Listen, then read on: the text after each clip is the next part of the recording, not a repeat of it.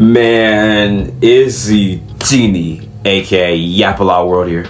Back at it again with another video, man. Back at it again with another video type shit. And in this video, we finna be talking about the long-awaited, the long-anticipated, the long-dragged-out hype of The Party Never Ends. You feel what I'm saying? We're Minaj, Benny Blanco, Eminem, The Kid Laroi, Offset, and Fall Out Boy. The album cover was designed by Japanese artist Takashi Murakami.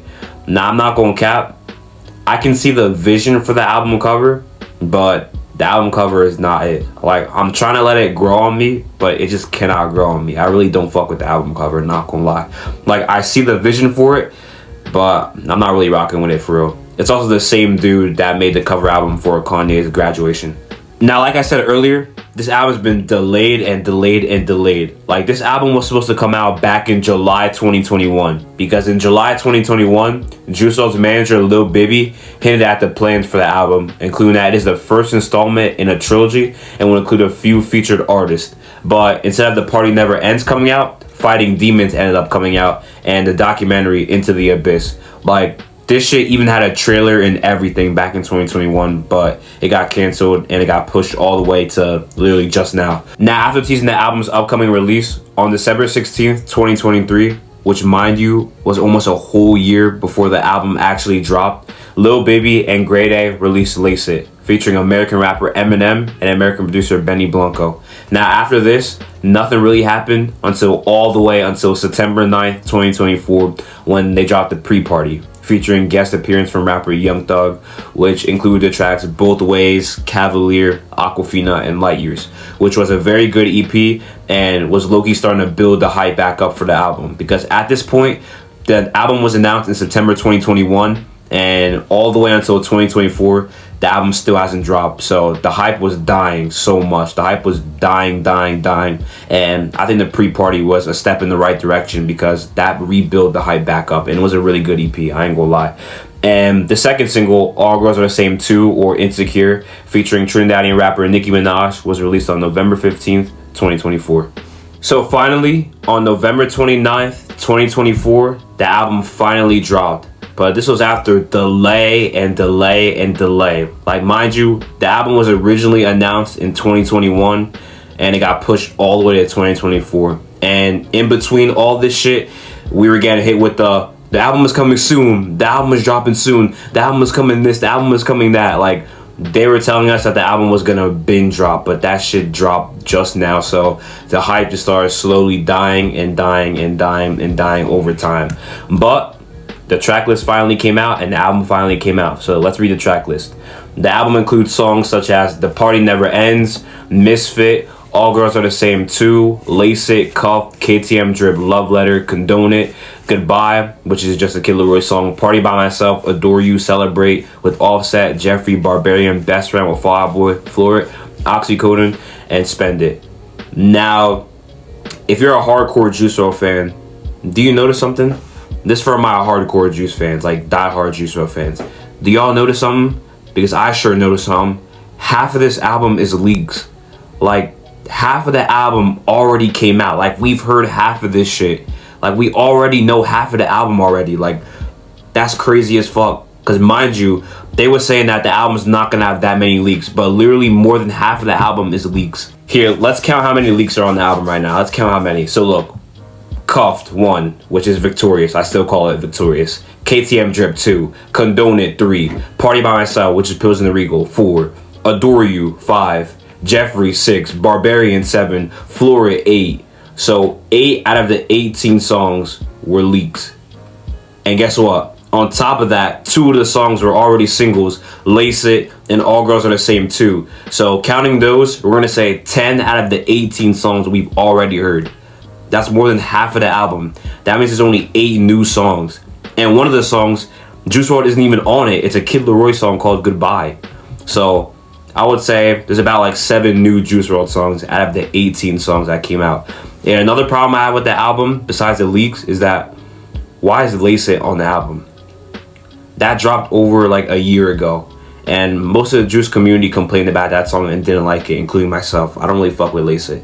Why is that even on the album? Why? I also don't think All Girls Are the Same Too should be on the album, not gonna lie. I don't think that song should have been on there. It's not a horrible song, but it's just like not album worthy. And calling it All Girls Are the Same Too is kind of crazy work. I think it should have just been called Insecure instead of All Girls Are the Same Too. And another thing about the leaks is that the song Jeffrey was literally leaked when Juice WRLD was alive. Like, this leak is old as fuck. This leak is pushing Unk status. Why is it even on the album? And there were so many other good songs that they could have put on the album, I feel like this is kind of just a bad way to represent Juice WRLD's last album and his legacy. Like, this is a bad way to close his legacy. I think Legends Never Die is his best posthumous album. Not even just for the songs, but the way they represented Juice WRLD and the way they had like a theme. Like, Legends Never Die had like a theme when you listen to it. Like, from start to finish, it felt like it was telling a story of Juice WRLD. Like, it really represented him very well. And plus, the cover art was very beautiful and amazing. This album kind of felt like it was just songs put together. It kind of felt more like a mixtape than an album. It was just songs thrown on there. And it didn't really have a specific theme, I feel like. It didn't really have much of a theme.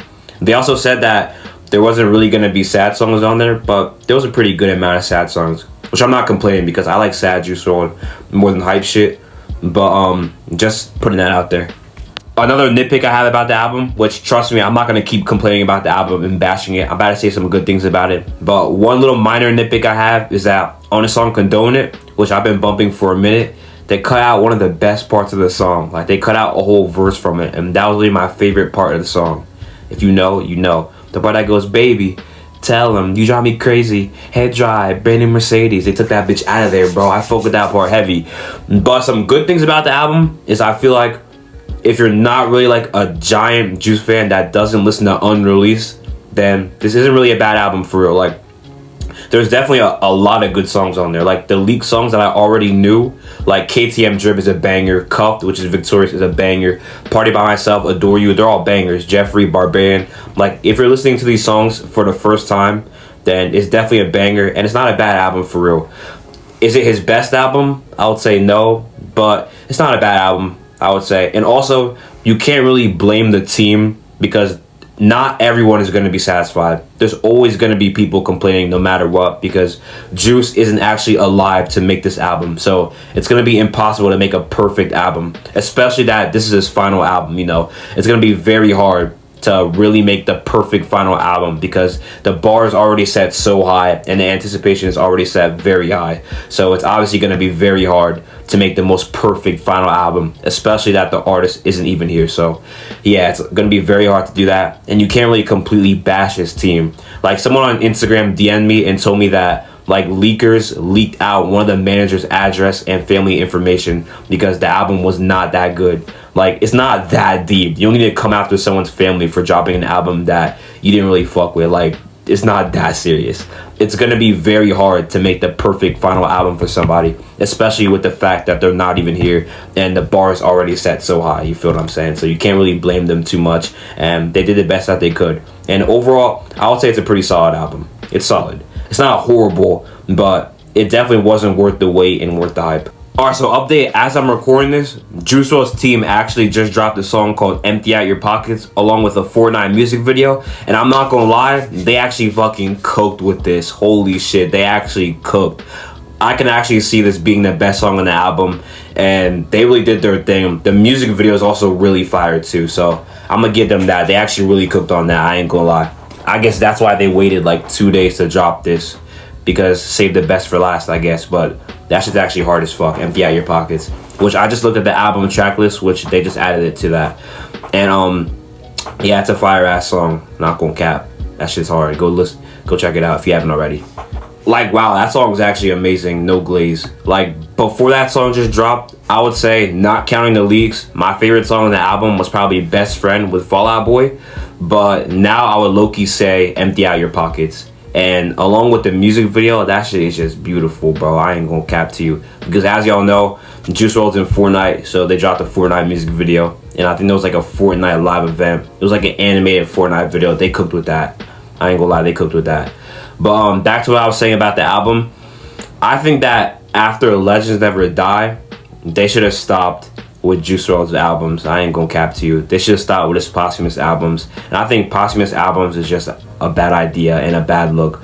You shouldn't be using a dead man's name to make money and make albums, because technically the only albums that Juice WRLD made were Goodbye and Good Riddance and Death Race for Love, and also World on Drugs. Like, he didn't make Legends Never Die, he didn't make Fighting Demons, he didn't make The Party Never Ends. So it feels weird to criticize an artist's album when that artist ain't even here to make it. Like, you can't even really criticize Legends Never Die, Fighting Demons, or The Party Never Ends, because Juice literally didn't make that shit. And another reason why I feel like they should have stopped after Legends Never Die, because although I really love Fighting Demons, I think Fighting Demons is really underrated, and there's a lot of hidden gems on that album. Legends Never Die had way better theming, and it was just a way better tribute to Juice WRLD. Like, they should have stopped after that. And he has so much unreleased and so many leaked songs that I wouldn't even trip if they didn't even drop The Party Never Ends. I would not trip at all, because there's so much unreleased music. Like, when they were saying that they were delaying The Party Never Ends and pushing that shit back, I was like, you know what? There's so much unreleased, I don't even care. And half the album was unreleased anyways. Damn, like, this Empty Out Your Pocket song is low-key starting to make me rethink this whole album. Like, this song is tough as fuck, damn. Because I was really about to say, like, this album is not gonna really be that memorable, because there was really no hit single. Like, there's nothing that's really sticking. But I feel like this song is gonna blow up and become really big. Like, currently, right now, it is at, hold on, let me check on YouTube, 72,988 views in only 17 minutes. So it's gonna hit 100K views in less than an hour. So this song is about to be big. I'm calling it right now. Come back to this video when the song is big. But yeah, that Empty Out Your Pocket shit, that shit hits. I ain't gonna cap, that shit. That is one of them ones. But overall, I'm gonna give the album like a 6 out of 10. I'm gonna give it a 6 out of 10. Coming from a hardcore Juice fan that listens to unreleased and listens to leaks, like, I give the album like a 6 out of 10. And if the album didn't come out, I really wouldn't be missing much, because I already listened to unreleased, and half of the album was already unreleased leaked songs. So I'm gonna give it about a 6 out of 10. But it's definitely not a bad album at all. Overall, I'm seeing like mixed reviews with it. Some people find it amazing and that's the best thing in the world and that's album of the year. Some people are saying it's horrible and want to kill Lil Baby and Pete, and other people are in the middle. I'm kind of like more in the middle with it, but it's also not the end of the album, because apparently right now fans are voting to see what 10 songs are going to be on the deluxe, because apparently it's going to be a deluxe, The Party Never Ends, but I don't believe it until I see it type shit. But anyways, let me know down below what you think about the album. Was it fire? Was it trash? Was it alright? Should they stop milking Juice WRLD? But as always, make sure to leave a like, comment, subscribe, and turn on post notifications if you haven't already. And don't you go nowhere, because you better be staying tuned for more uploads. Yeah.